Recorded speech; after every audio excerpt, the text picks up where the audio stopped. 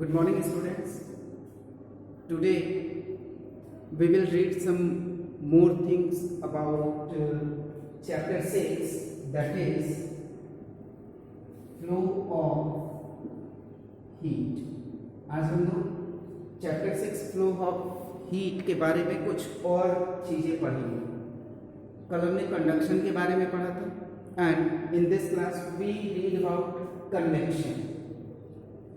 Convection means होता है transfer of heat by the heated molecules of liquid और gases from hot to cold region. Means hot region से cold region तक heat का transfer होना by the heated molecules.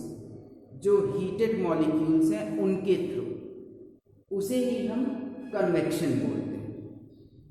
For example suppose हम एक container लेते हैं, ठीक है, and we put some water in that. कुछ वाटर उसमें पुट करते हैं, वी स्टार्ट हीटिंग इट. हम उसे हीट करना स्टार्ट कर देते हैं. So if you observe in that, जब हम ऑब्जर्व करेंगे तो हम ये देखेंगे कि सम बबल्स आर रेजिंग अप. कुछ बबल्स जैसे उठते रहते हैं. तो क्या होता है ये बबल्स जैसे उठने का मतलब होता है कि जब हम हीट करते हैं तो वाटर जो हीट होता है, पहले जो हीट के कांटेक्ट में वाटर पहुंचता है वो हीट होता है और उसके मॉलिक्यूल्स जो होते हैं वो वाइब्रेट करने लगते हैं. वाइब्रेट करते हैं, फिर वो धीरे धीरे हीट होने के बाद ऊपर, क्योंकि वो हल्के होते जाते हैं इसलिए वो ऊपर की तरफ आते हैं and that creates bubble like structures. Understood. और जब नीचे से जो गर्म या हॉट वाटर होता है वो ऊपर जाता है तो जो ऊपर का जो हैवी वाटर या कोल्ड वाटर है that comes down. Clear.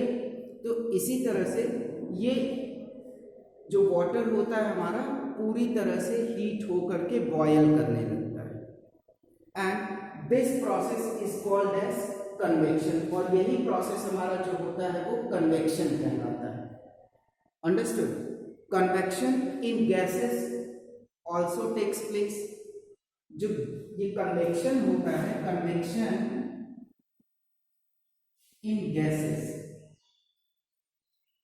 Gases में भी जो मॉलिक्यूल्स होते हैं वही लीड करते हैं एनर्जी ट्रांसफर या हीट ट्रांसफर के लिए from hot region to cold region. Clear. कैसे होता है? So for that we take an example of air. Air को हम लोग जानते हैं, air is an insulator. Air जो होती है insulator, it cannot conduct heat or electricity. ठीक है. सो कन्वेक्शन इन गैसेस के बारे में बात करें तो हमारे दिमाग में एक एग्जांपल आता है सी bridge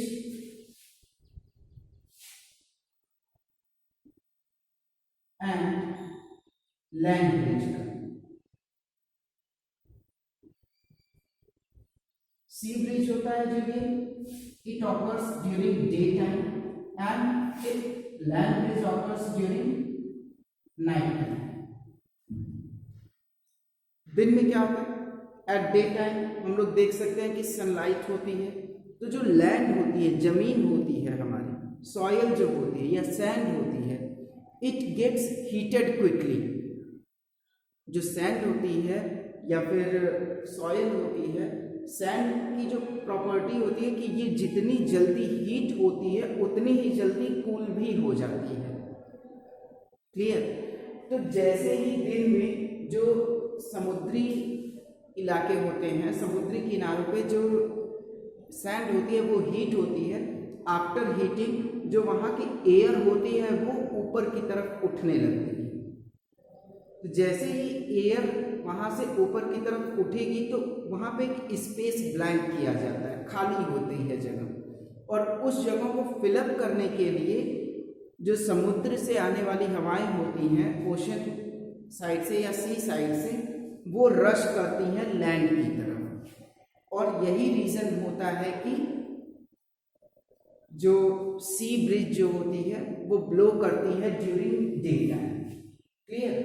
and just reverse at night time में जो सॉयल होती है या सैंड होती है वो जल्दी से जल्दी ठंडी हो जाती है, it gets cooled quickly.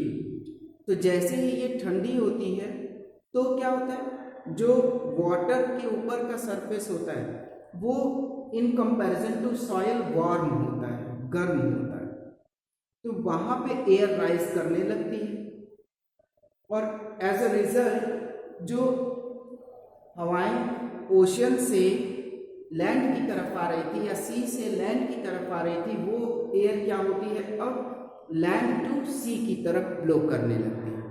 So in both cases we can write it as air blows from sea to land, and here we can write it as air blows from land to sea. Clear?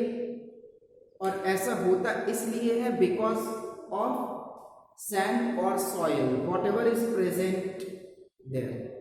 Understood?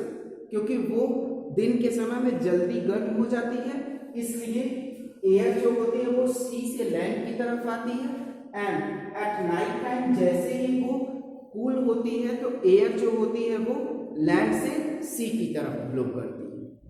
Understood? So this is all about today's class.